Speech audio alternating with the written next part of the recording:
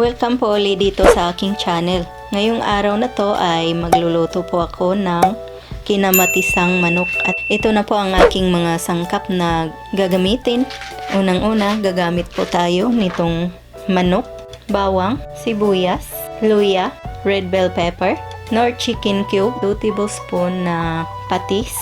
Siyempre, gagamit din po ako ng kamatis, repolyo, mantika para sa paggigisa, ground black pepper. Gagamit rin po ako ng tubig para sa sabaw. Ngayon po ay papakuluan ko po muna itong aking manok na gagamitin. Ito na po ang ating manok na pinakuluan ko na po. Nilinisan ko na rin po ito. Nahugasan ko na. Sisimulan ko na pong ilagay itong ating mantika. Maglalagay po ako ng konting mantika. Mga 1 tablespoon lang po ang ilalagay ko. At pagkatapos po ay gigisahin ko na po itong bawang. Hihintayin ko lang po siya na medyo mag light brown ang kulay. Tsaka ko po isusunod ang sibuyas.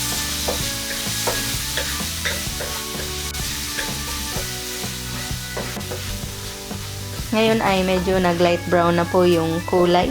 Ngayon ay pwede ko na pong isunod itong sibuyas.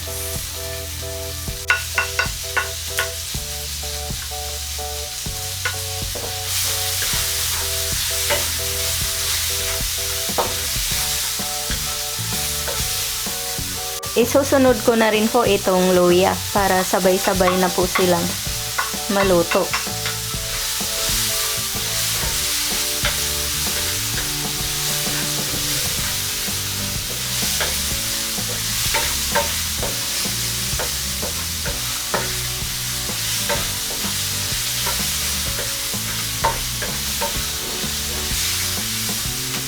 Ngayon po ay isusunod ko na po itong kamatis.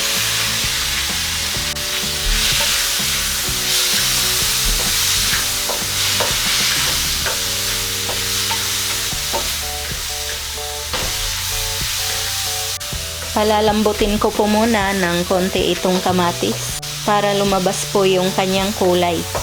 Hahaluin po muna natin.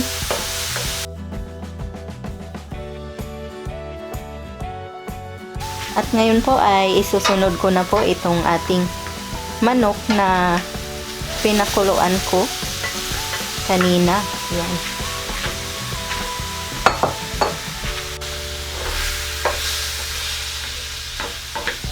Lalagyan po natin ng mga 2 cups na tubig.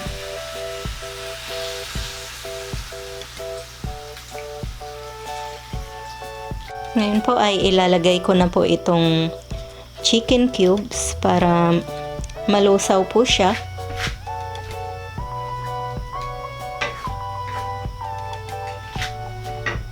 Tapos ngayon ay pwede ko na rin pong ilagay itong ating patis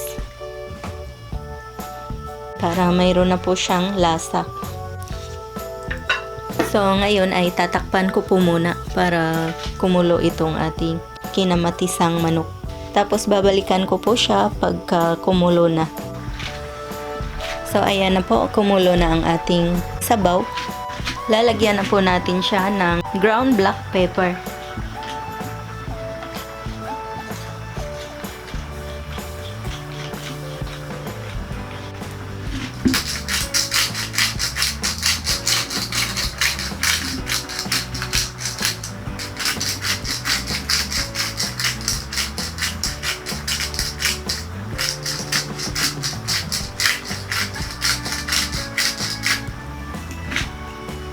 Tapos hahaluin ko lang po itong ating chicken.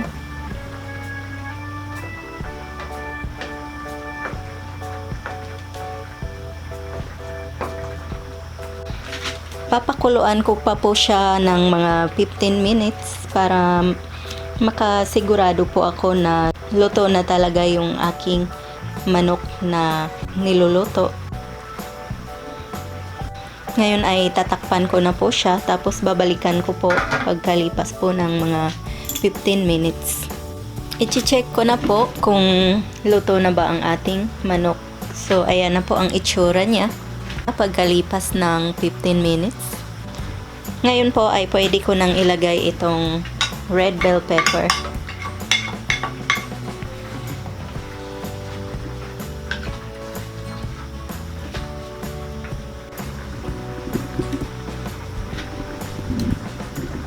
Ngayon po ay ilalagay ko na po itong ating repolyo.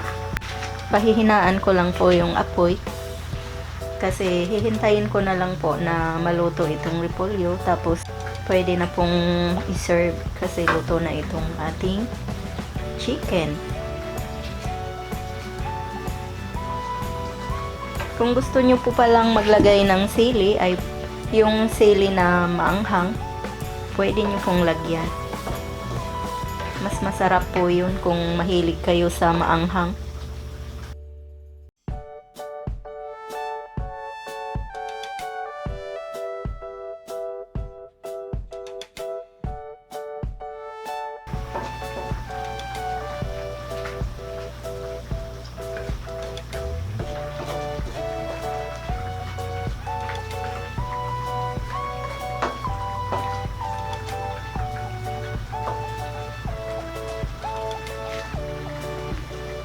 Yan, luto na po ang ating kinamatisang manok.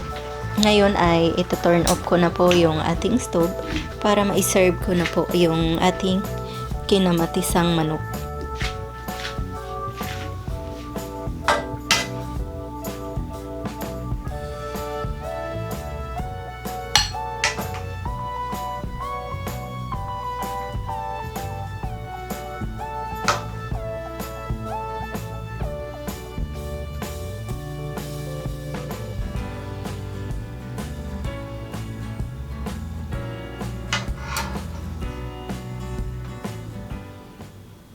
Ito na po ang ating finished product ng kinamatisang manok.